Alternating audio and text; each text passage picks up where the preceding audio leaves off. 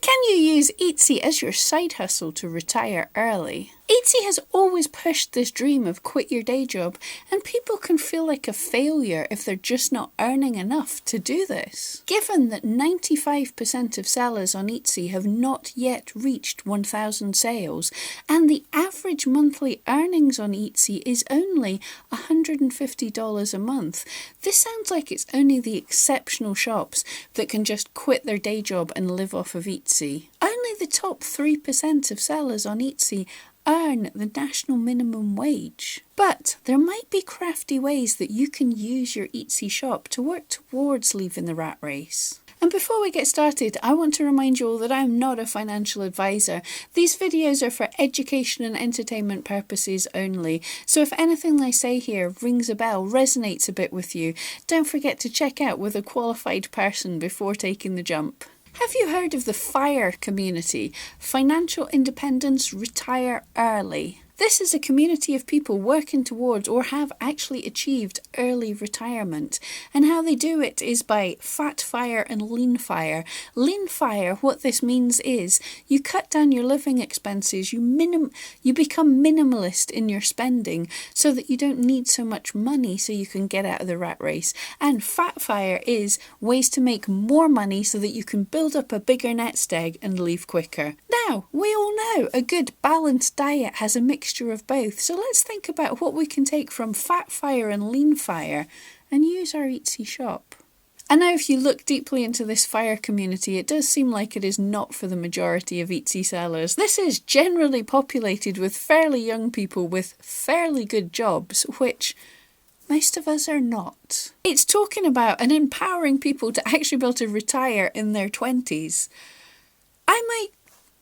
I might have missed the boat just a touch for that. But if we borrow some ideas from them, we might be able to focus what we're doing and head towards a goal of at least being more financially independent. One principle that many people talk about is aiming to take 4% of your savings and live off that every year. And even taking yearly inflation into account, if this is invested wisely, it should be able to last you forever, as you're removing less than interest is growing your lump sum. So you need to figure out a sensible amount, your annual wage, what you can live on for a year. And then you multiply this by 25, and this would be the amount of savings you would need to be able to quit work and just live off that 4%. Now, a more minimalistic life for a crafty person doing what you love might be more rewarding than 40 years in the rat race. So what expenses can we cut away on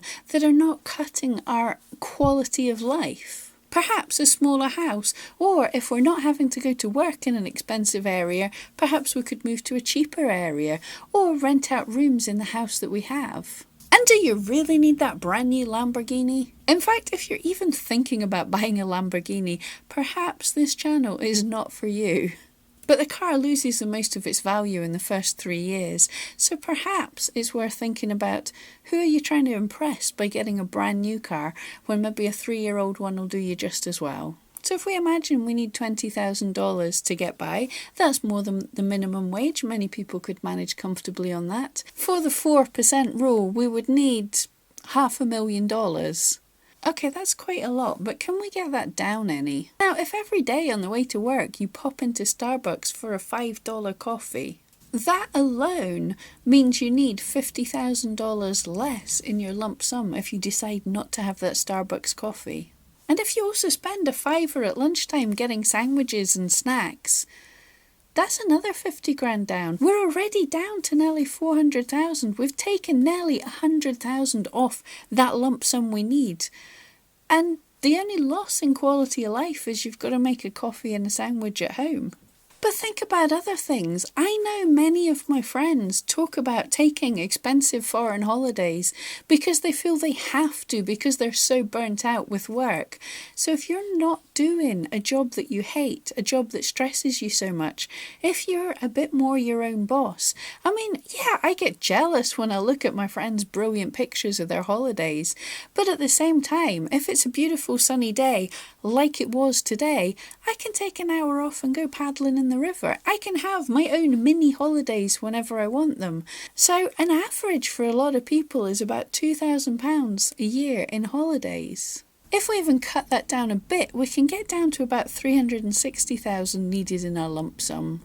And another thing, a lot of people are paying a lot out in overpaying insurance. When was the last time you checked your house insurance, your car insurance? All these insurances, they creep up slightly year on year.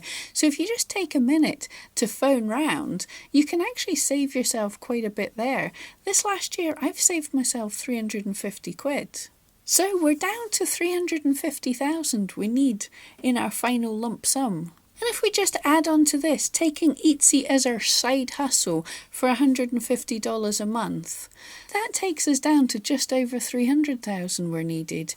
But this figure, this $150 a month, this is averaged over everyone. This isn't taking out the massive amounts of people that just quit straight away. As we figured out last week, if we keep plodding away at this, if we keep working hard, if we keep at it and improving, then we've got a good chance in doing a little bit better.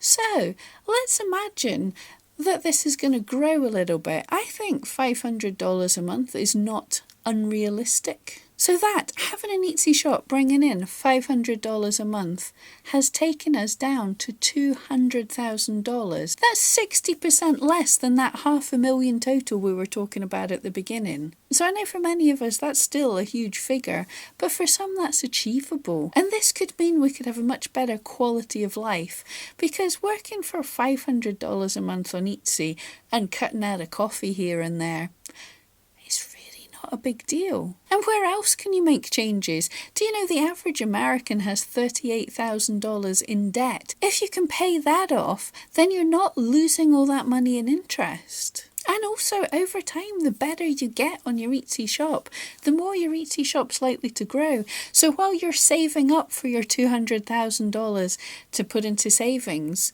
your shop's making more money, you're able to put more in the bank, and you're able to head for this goal a little bit sooner.